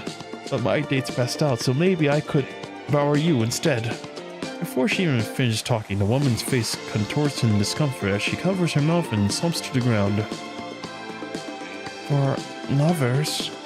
Looking around, you see that people are brimming with enthusiasm, totally immersed in the music. A moment later, you feel Lucia's gaze on you. Thanks for asking, but I'm already taken. Lucia stands up and holds her hand up to you. Thanks for your invitation, Dale. You take her hand. Wait, what? Why are we in the desert? What just happened? I'm tripping. Tripping balls over here. I'm on drugs, I think. In game. Oh man. They say the Tantaroa, a traditional dance in Cantonia, was originally named after a type of poisonous spider. Those bitten by the spider had to dance fervently to neutralize the poison, which is how the dance got its name. There's no need to worry about the attire technique. Dancers need only immerse themselves in a joyful atmosphere and passionately connect with the earth that nurtured them as they dance freely to the rhythm. You and Lucia, you find yourself facing each other between two rows of people. You do what dancers next to you do and kick your feet to the rhythm of the music. Sorry, Commandant. Probably a little too nervous though. Lucia catches herself raising the same foot as yours on numerous occasions, causing her feet to tangle. I assume probably a kick from her is probably going to hurt though, right? I mean, she is a construct, right? Let's take it nice and slow. Under the bright moon and scattered stars, the entire beach pulses with the rhythm and the music. As she gradually becomes familiar with the dance, Lucia smiles and looks at you. I think I'm starting to get the hang of this, Commandant. Right then, the music picks up in speed. With it, the crowd moves forward in unison, quickly pairs up in the ballroom dance fashion. Following the crowd, you take a bold step forward and gently place your right hand around Lucia's waist. Seeing the change of rhythm, Lucia offers you a gentle smile as she steps closer and takes your hand. Your eyes meet as the two of you imitate the dancers around you and move together gracefully amid the crowd.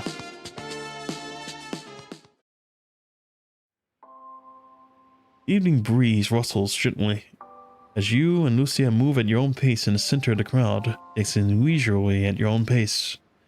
Music streams across the shore like a clear spring. Lucia's dress sways her steps, reminiscent of waves breaking upon the sand, and white feathers floating gently in the night sky. Realif. With her hand on your arm, Lucia spins gracefully. As these gentle moments pass, your eyes quietly meet and intertwine. Under the soft glow of midnight, you see that her eyes are fixed on you. Dancing with you like this, it makes me happy. Your steps grow light and graceful when you sense the warmth of Lucia's eyes. Let's try other dances too. Once we're back, of course. Yeah, let's do that. And suddenly, a ball of fire shoots up at the shore, bursting into a brilliant array of colors in the sky. Commandant, look! Fireworks! Oh yeah, those are fireworks, alright. Wow. The budget's looking good for this scene. Shooting stars, trailing flames, and they follow closely behind. In an instant, the beach is shrouded by flickering lights and awash in the cheers of the crowd. With it, the event's organizer steps onto the stage and shouts out to the crowd. Believers, the bell rung 12. The sacred moment is here. The joy has pleased the Lord, and now he blesses you. Press your foreheads together, soul to soul. When he finishes speaking, the dancers around you and Lucia start to turn their faces to one another. They stand in solemn silence as they press their foreheads together. Not by surprise, Lucia turns to look at you. Should, we do that too, Commandant? Everyone in the crowd embraces their dance partners and lowers their heads. On this vast beach, it seems only you and Lucia remain standing in place, unsure of what to do. You press your forehead against Lucia's. Commandant. Under the watchful glow of the dazzling fireworks, your gaze meets and your breaths become one. Oh, close your eyes and recall the first time you met.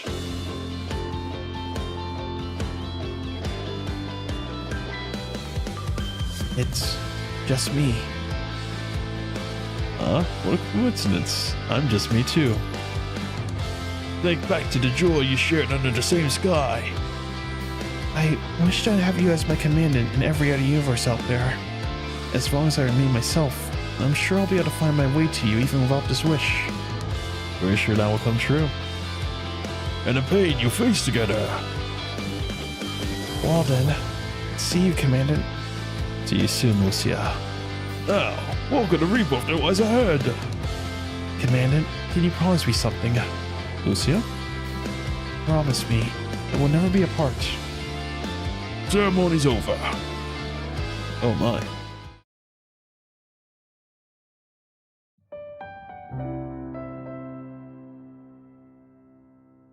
Upon opening your eyes, you're greeted by a tender, loving gaze. Lost in delicate resonance, you can almost see the Milky Way streaming slowly within her eyes. By now, the boundless horizon has gradually shed into vibrant colors. When the last bit of fireworks has faded, the bell strikes 12. With the resonant toiling at the bell, the crowd on the beach grows raucous once more, dancing and singing, carrying yesterday's revelry into a brand new day. Katsunia doesn't sleep at night, does it? Looks like no one here ever gets tired. They just keep on celebrating. Well, perhaps it's because there's a party tonight. Commandant, should we head over that way? Ahem. While the two of you are still engaged in conversation, the voice of a middle-aged man that you recognize comes from behind you. Sorry to interrupt. Frank? You've come a long way, but there's still wine to fetch a dern. And best get yourself some rest tonight. Lost in the joy of the night, both you and Lucia momentarily forgotten about the time. Faced with the word of advice, both of you fall silent. Yeah, it is late. You need some rest. Sorry, I should have thought about that sooner. It's all good. Let's head back. Under the starry sky, you hold Lucia's hand tight as you start making your way back.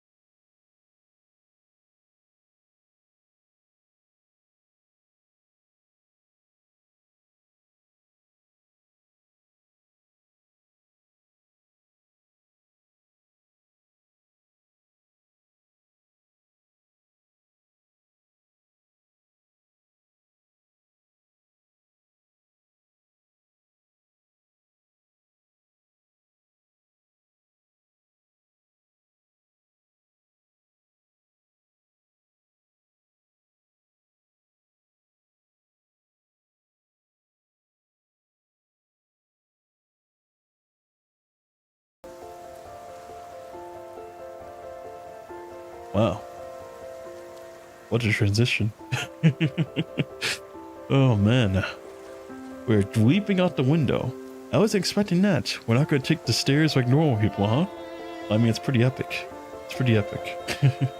Alright, number 4. I'm assuming these things only have like 5 to them, right? That's how these stories usually go. So I think we're close to the end, right? Alright, the name of the rose. The wind unravels itself through the shadowy pine of forest as the moon casts for phosphorescent. What a word, by the way. Phosphorescent glow upon the wandering waters.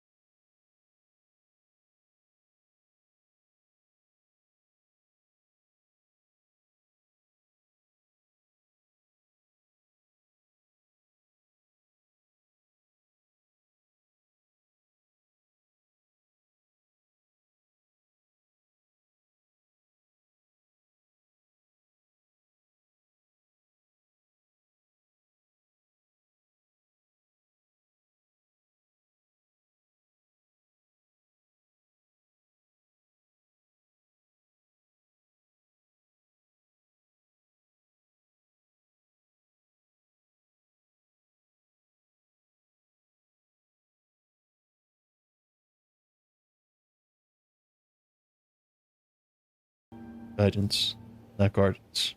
Maybe gardens. What is gardens anyway? Okay, shut up. Forward. A moment later, a rich, sweet fragrance fills the air as the footsteps behind her stop. Look. When Lucy opens her eyes, she's greeted by a sea of swaying cornflowers.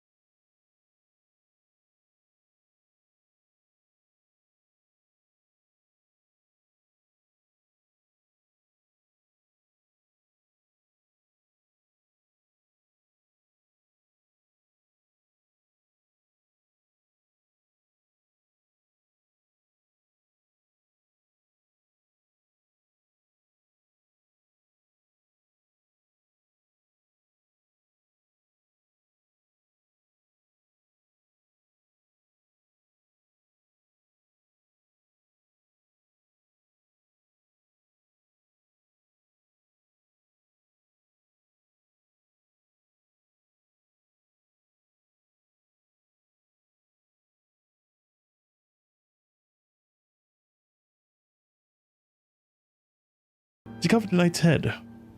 At the very top of the image, white doves carrying olive branches in their beaks surround the Virgin Mary and with the Roman numeral 9.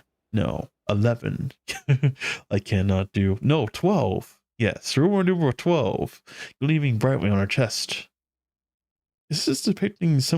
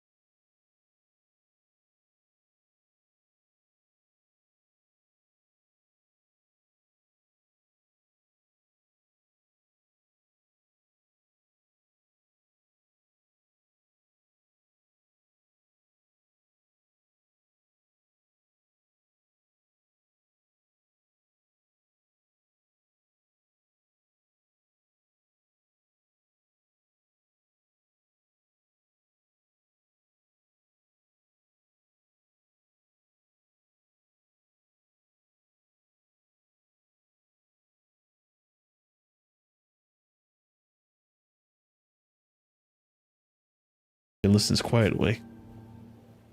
Whether or not to pull the lever, the dilemma they're discussing here is reminiscent of the trolley problem. There's no getting out of the paradoxical whirlpool. I mean, like this, once one gets caught in its depths where only endless debate awaits, regardless of the choice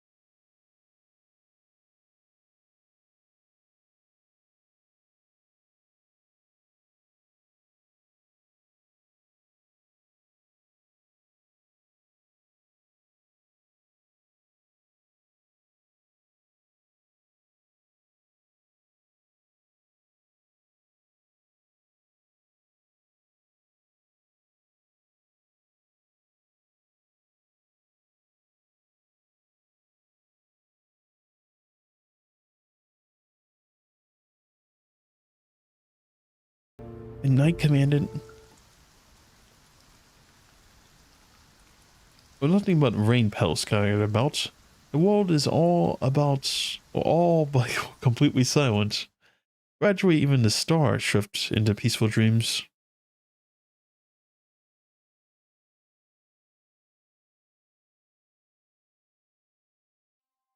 And in the haze, Lucia finds herself on some distant afternoon.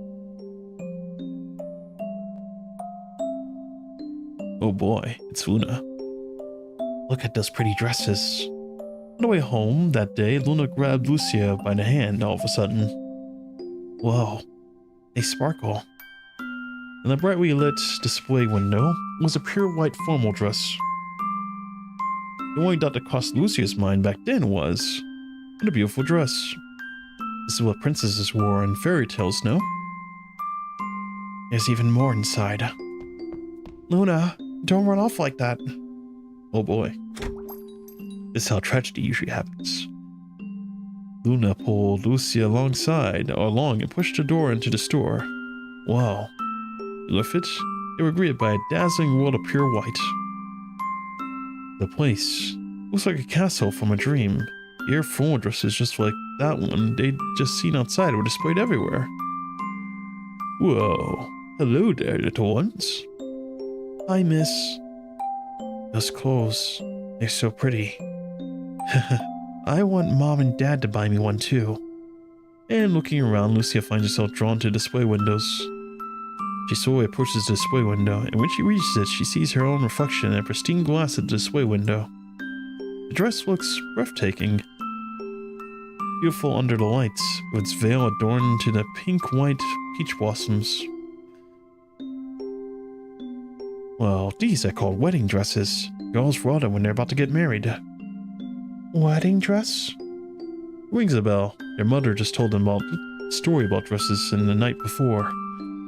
In the story, the protagonist stood high on the wall of the execution ground and threw down her veil to save her beloved. For some reason, Lucia felt a gentle warmth inside her after hearing the story. Would I be able to do the same if it were me? Getting married, like mom and dad?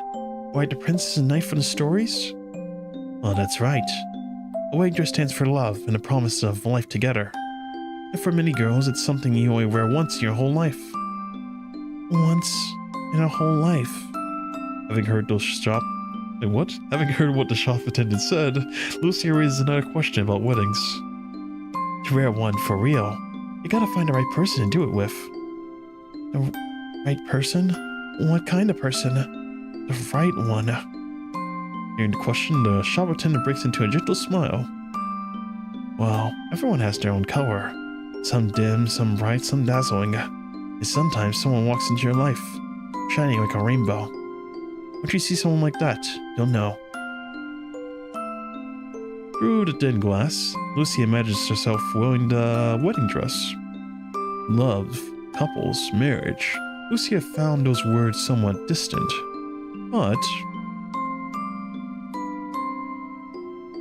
will that happen to me too someday?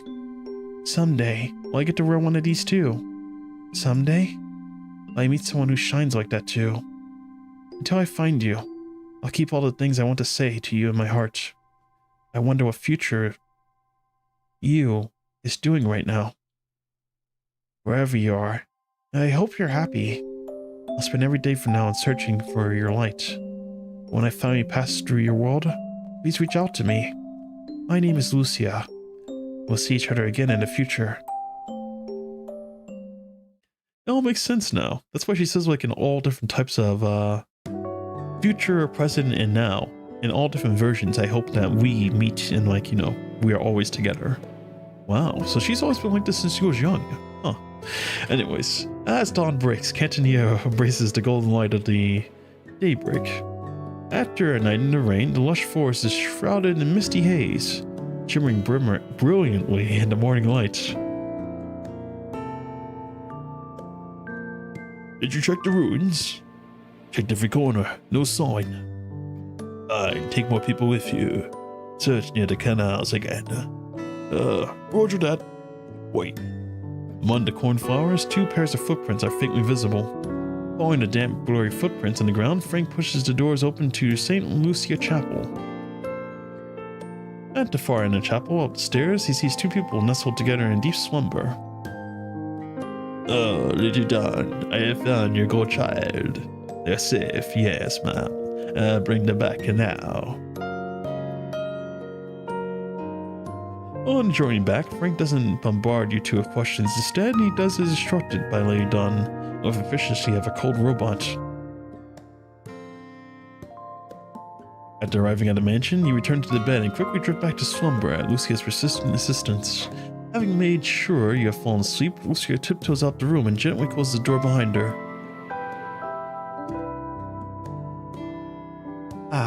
Has the Commandant fallen asleep? To her surprise, Olivia stands outside the door with her arms crossed. Okay. And what about you? My frame is a newer gen. It doesn't need to sleep to recharge. Rest is the mercy of the Lord. Everyone needs to sit and have their soul, even constructs. Thank you for your concern, Lady Dawn. She nods and the look on her face is cold as ever. Well, next time you go out, check the forecast. Bring an umbrella. Sorry, we moved without clearance. Well, it's alright. I understand. Olivia's reaction surprised Lucia. She doesn't question why the two of them suddenly left last night. Well, we were just... Where else would you go?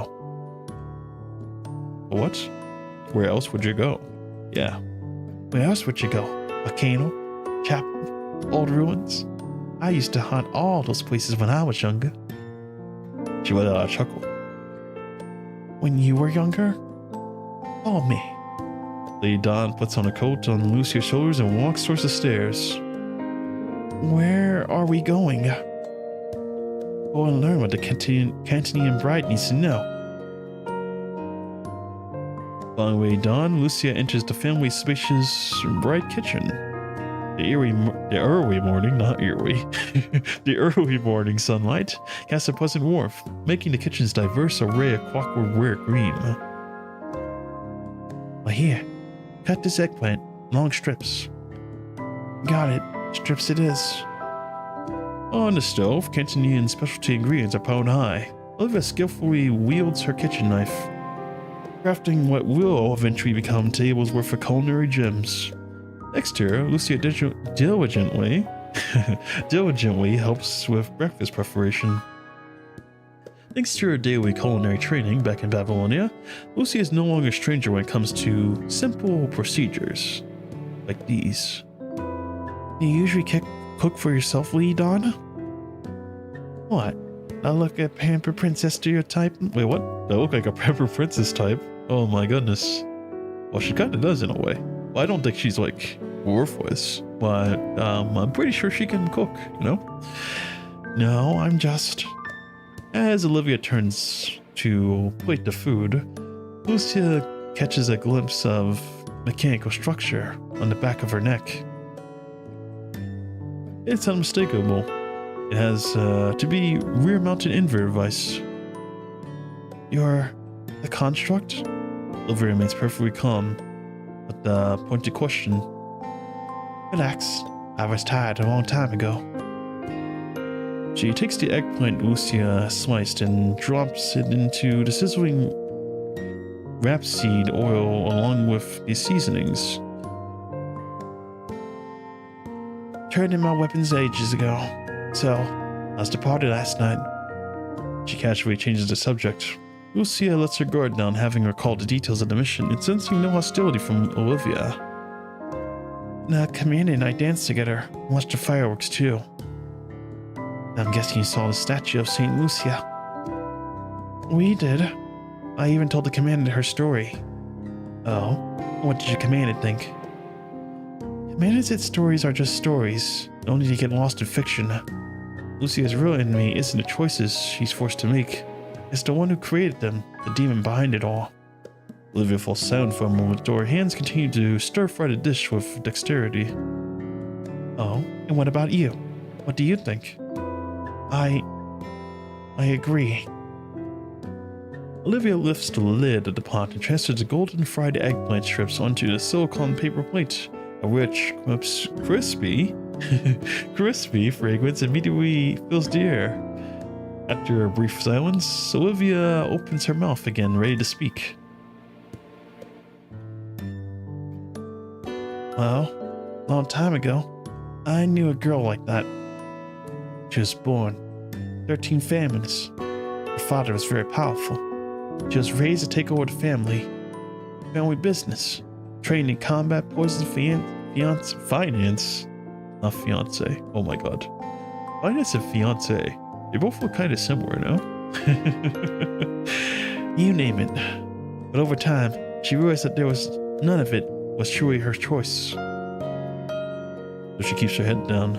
As she goes through the ingredients, the emblazoned ring that she carries catches dim light and flickers with every movement. So she ran, secretly joined the army, cut ties to her past and ended up in Babylonia. Of course, she had to fulfill her duties as a soldier. War was cruel, but at least there, she picked her own weapon. And she met someone, a commander worth following. A cold glint flashes across her eyes for a split second. They fought side by side, fell in love, and started dreaming out a future. They believed anything was survivable as long as they were together. But one day, mid-mission, the comms went dark. The convoy was ambushed. Her family's old enemies had finally tracked her down. They strapped explosives to her and her commandant and locked them in a room filled with the punishing virus. There was no exit. The only way out was for one of them to blow themselves up to clear a path for the other. The corrupted were shrieking around them. There was no time to find another way. She considered sacrificing herself to save her commandant, a chance to survive, but maybe out of fear she hesitated. And in a heartbeat of hesitation, the commandant shoved her aside, ran to the wall, and triggered a charge. No goodbye. She recounts the story in emotions this way, as if telling it for the first time, and also the thousandth time. Did she make it out? For a long time, everyone thought she did. Father, blinded by grief, struck out enemies until he was killed in so-called ordinary car crash. But one day, she came back alive. It took her over her father's empire and hunted down everyone who was there that day. With no enemies left, and no family either, she became hollow. That memory still haunts her. It's a wound that she'll carry forever. If she hadn't hesitated, maybe our commandant would have lived. Maybe our commandant could have saved even more people in this broken world. Olivia placed the pasta that serves as the Lucia. To catch names. Every party night could be the last. They dance like there's no tomorrow, then feast like it's their final supper. Because we believe life is short. Any day will be your last. And when it ends, there'll be no hesitation, no regrets. You could treat Lucia's normal like some type of experiment, but to her it was real. And when judgment comes, no one's going to pause and let you think of a third way out.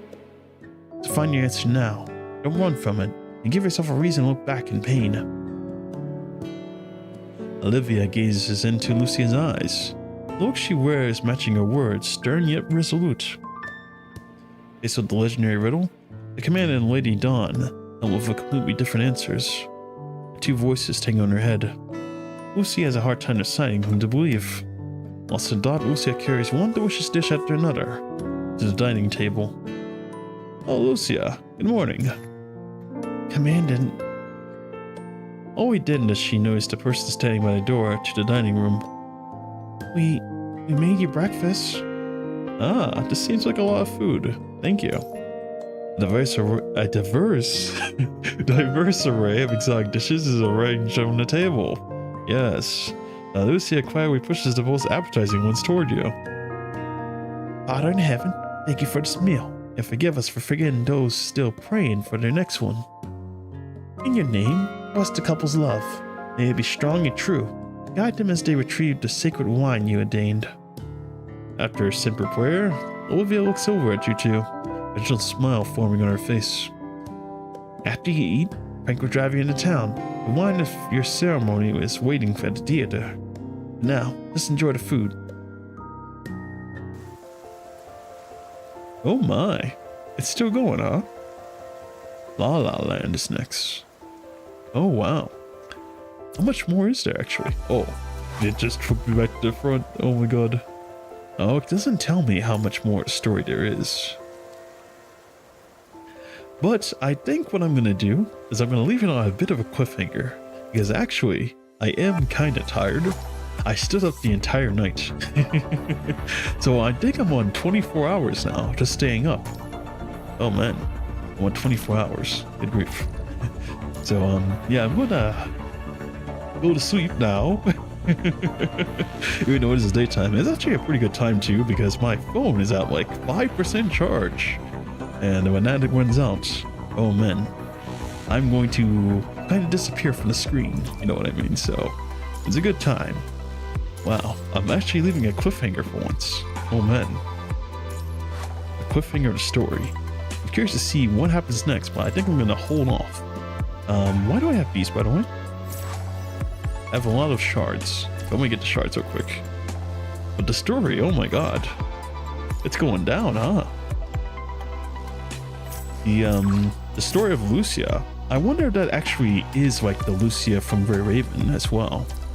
Because the way it sounds, the way she told the story, it sounded like Lucia was serving her commandant, which means it was a different Lucia again. I don't know how that works. Is it like the olden time Lucia? Not, I don't know. But wow, the story is thickening quite a bit, quite a bit, quite a bit. That Olivia fellow.